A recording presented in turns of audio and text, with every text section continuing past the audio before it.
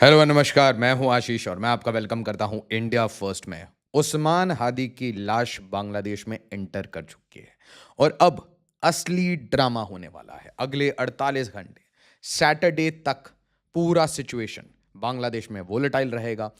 Indian army के eastern command के जो चीफ हैं वो त्रिपुरा जाते हैं, त्रिपुरा के बिल्कुल सदर्न एज में जाते हैं, फिर मिजोरम जाते हैं, वहां के भी सदर्न एज में जाते हैं। भारत बिल्कुल रिएक्शन नहीं दे रहा, भारत कुछ नहीं कह रहा। भारत ने ऑनवॉय को समन किया था, डांट लगाई थी, उसके बाद से भारत से कोई रिएक्शन आपको नहीं दिख रहा है।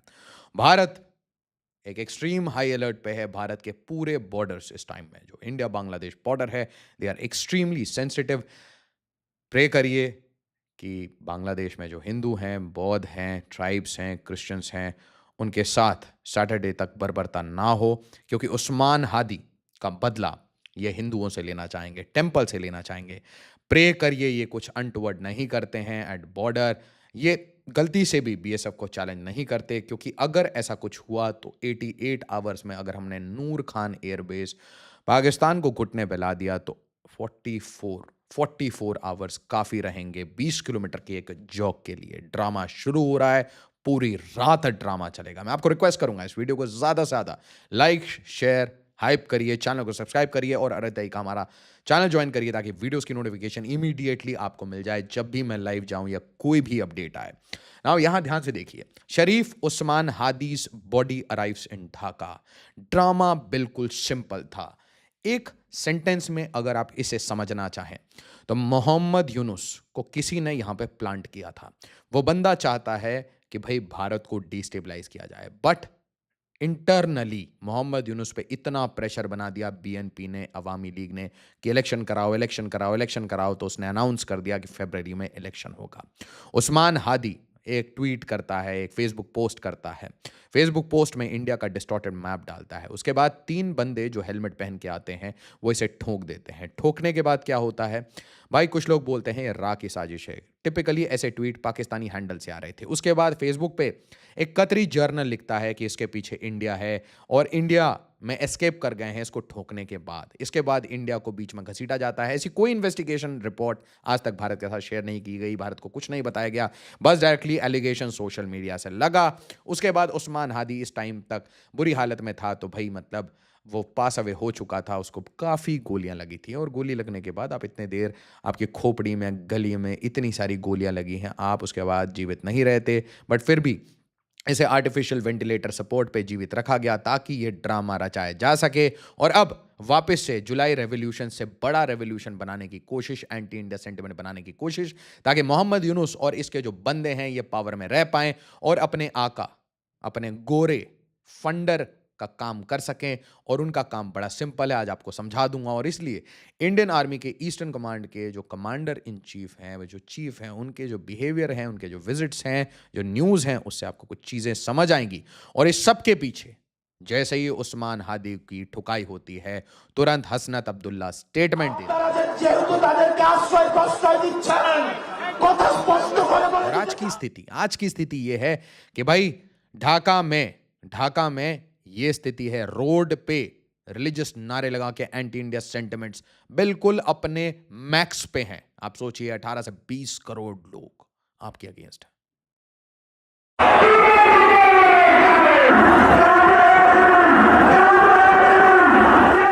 और ये कहानी आज शुरू नहीं हुई है, कल रात भर ये ड्रामा चला है बुरी तरीके से प्रेस को अटैक किया गया।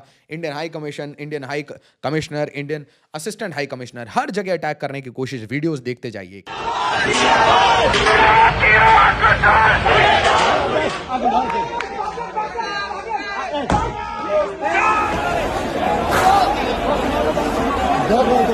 বাংলাদেশের জনগণকে আহ্বান জানাতে চাই আগামীকাল।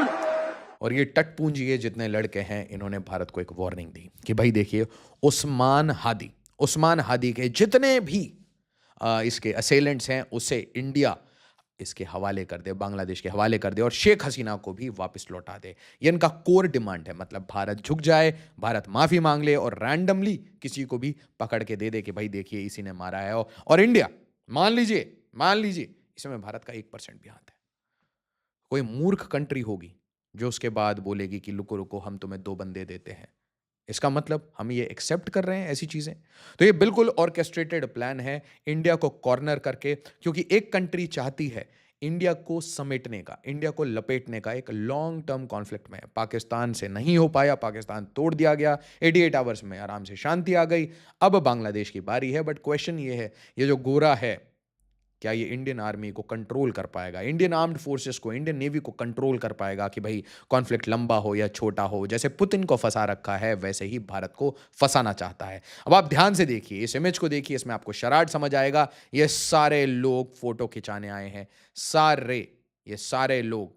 इस बंदे का जरा एक्सप्रेशन देखिए, look at the expression, look at the expression कि फोटो में मैं सामने आना चाहिए। ये सारे एक्सप्रेशंस, इस बंदे का एक्सप्रेशन देखिए, इसका तो मतलब आप जरा देखिए, इसके इसके एक्सप्रेशंस देखिए, look at the expressions and you will understand कि भाई ये बहुत अच्छे से वेल कोरियोग्राफ्ड ड्रामा चल रहा है।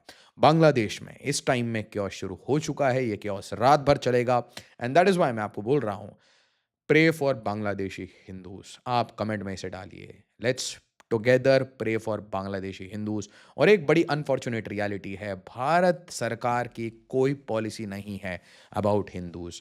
अगर कोई कंट्री इस दुनिया में नहीं बची जहां हिंदू हैं, कोई हिंदू कंट्री नहीं है, मल्टीपल इस्लामिक कंट्रीज हैं, मल्टीपल क्रिश्चियन कंट्रीज हैं, बुद्धिस्ट कंट्रीज हैं, दुनिया में एक भी अब ऐसी कंट्री नहीं बची जो कि हिंदुओं को शरण दे, जो कि हिंदुओं के लिए आवाज़ उठाए, जो कि सिखों के लिए आवाज़ उठाए, जो कि बौद्धों के लिए आवाज़ उठाए, इन सब के लिए आवाज़ उठाए। ये हमारी धरती है, ये हमारी भूमि, हम यहाँ से जन्मे हैं, और यहाँ से जन्मे हुए लोग वो अननेसेसरी बॉर्डर्स के कारण एक, मैं क्या कहूँ, एक मूर्खता भरा एक पार्टीशन, जिसमें पता नहीं किसने क्या दिमाग लगाया, वो लगा रखा है, और इसके कारण आज देखिए हमारे ब्रेव हार्ट्स को इतने बड़े बड़े चैलेंजेस लेने पड़ते हैं। अब आप देखिए लेफ्टिनेंट जनरल साहब कहाँ जाते हैं, तो भाई ये बीएसएफ के साथ, असम राइफल्स के साथ, स्वीयर कोर के जीओसी के साथ मिलके कहाँ जाते हैं भाई? तो त्रिपुरा के एज पे जाते हैं। अब त्रिपुरा के एज पे आप क्या करेंगे?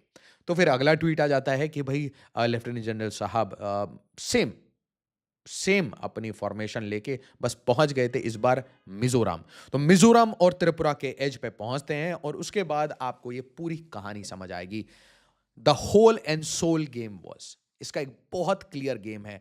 कुछ तो कारण होगा, कुछ तो कारण होगा कि मिजोरम के गवर्नर हैं जनरल वी के सिंह। जनरल वी के सिंह को क्यों मिजोरम का गवर्नर रखा गया? क्योंकि भाई इनका एक गेम प्लान था, इस पूरे एरिया में रेडिकल एलिमेंट्स, ये जितने भी आपको रोहिंग्या मिलते हैं, इनको ट्रेन करके घुसाओ त्रिपुरा में, मिजोरम में, मणिपुर में, इसको डिस्टेबलाइज करो। और सेकंड इनका जो एरिया था, टारगेट एरिया, वो था Lalmonirhat, and to destabilise India's north east via Siliguri corridor. और इसीलिए ये स्टेटमेंट्स बार बार आए कि भारत के नॉर्थ ईस्ट को काट देंगे, we are the guardian of ocean. आप क्लैरिटी से समझिए। और वही गोरा आज खुश नहीं है। क्यों खुश नहीं है? क्योंकि भाई उसके ऑब्जेक्टिव्स कंप्लीट नहीं हो पाए, और इसलिए उस्मान हादी को मार दिया गया, ताकि एंटी इंडिया फीलिंग्स को फिर से रिवाइव किया जा सके, और फिर से पावर में रह जाए यूनुस, और फिर से बांग्लादेश को तालिबान के डायरेक्शन में ले जाए। और सोचिए आप जरा, यहां पे ओपन सोर्स इंटेल से आप बात आ रही है, Indian army setting up large military base near Indo Bangladesh border in Mizoram, GOC of 17 mountain strike corps set to survey the area. Just think about it, आप यहां पे एक बड़ा सा मिलिट्री बेस, एक स्ट्राइक कोर यहां पे क्यों लगाना चाहेंगे? कहेंगे तो आपकी भाई एक मिलिट्री बेस है, ये कैंटोनमेंट है, ये एक छोटा सा आउटपोस्ट है, बट एक्चुअल कारण आप और मैं बहुत अच्छे से समझते हैं।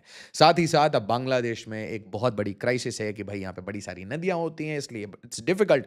बट अगर आप इन दो लोकेशंस को देखेंगे, top north and top south east, जो कि भारत के एरिया ऑफ इंटरेस्ट में आता है, एक है रंगपुर डिवीजन और दूसरा है ये कॉक्स बाजार वाला इलाका, चट्टोग्राम वाला इलाका। दोनों एरिया को अगर आप क्लोजली देखेंगे तो आपको समझ आएगा काफ़ी ड्राई एरियाज हैं, इतनी अच्छी बारिश नहीं है खासम, और कोई ऐसी पेरेनियल रिवर जो कि परेशान करे। तो भाई सिलीगुड़ी का सोल्यूशन और त्रिपुरा को जो बीचेस चाहिए उसका सोल्यूशन कभी भी एक इंडियन आर्मी की स्ट्राइक कोर कर सकती है। बट याद रखिए 22 से 24 दिसंबर, 22 से 24 दिसंबर, आज 19 तारीख है,